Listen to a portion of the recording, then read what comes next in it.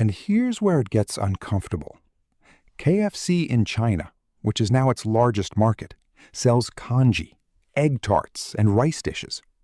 The Colonel's face is still on the sign. The original recipe chicken is still on the menu. But the company that calls itself KFC in Beijing is something almost entirely different from what Sanders imagined in that Kentucky gas station. So what exactly did he build? Was it a food company that went global? Or was it a franchising machine that happened to sell chicken? Because if it's the latter, then the recipe was never the product. The system was. And the Colonel, with his string tie and his white suit and his 1,009 rejections, never fully understood what he had built until it was already someone else's.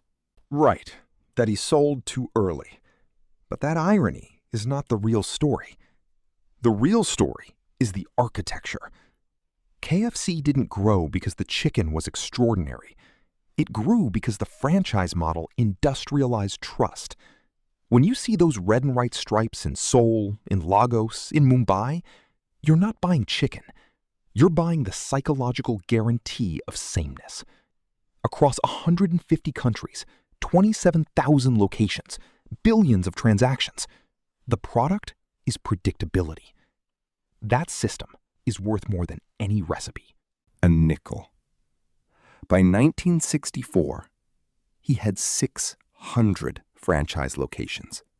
He had never built a single restaurant himself, not one. He owned the recipe. The restaurateurs owned the buildings, the equipment, the staff, the risk. Sanders just owned the secret. That is the business. He sold the whole company that year, the recipe, the brand, the franchise system, for $2 million. He was 73 years old. $2 million in 1964 is roughly $20 million today. Sounds like a win. Here's the thing.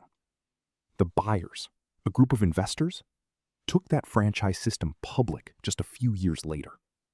Within a decade, KFC was generating hundreds of millions in revenue. The company that Sanders sold for $2 million was eventually absorbed by PepsiCo for $850 million, then spun off, then acquired again as part of a portfolio that today includes Taco Bell and Pizza Hut under Yum Brands, a company worth over $35 billion. Sanders got his $2 million. He kept his salary as a brand ambassador. He spent the rest of his life complaining publicly that the gravy tasted like wallpaper paste. He was right about the gravy. He was also right that he sold too early. But that... The story of how KFC became a global fast food empire.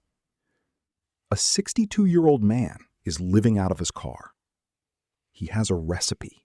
That's it. A recipe for fried chicken he developed in a gas station in rural Kentucky. He's been rejected 1,009 times trying to sell it. His only income is a Social Security check for $105 a month. This is not a story about passion.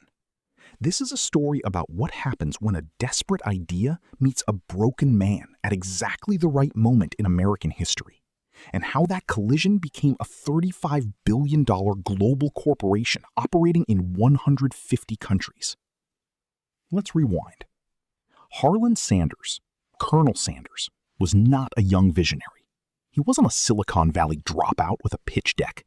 He was a 62-year-old failure who had already lost his restaurant when the highway bypassed his town and killed his traffic overnight. Most people would stop there. Sanders didn't stop. He didn't pivot into motivational speaking. He got in his car, drove from restaurant to restaurant, and offered to cook his chicken in their kitchens. If it sold, they'd give him a nickel per piece.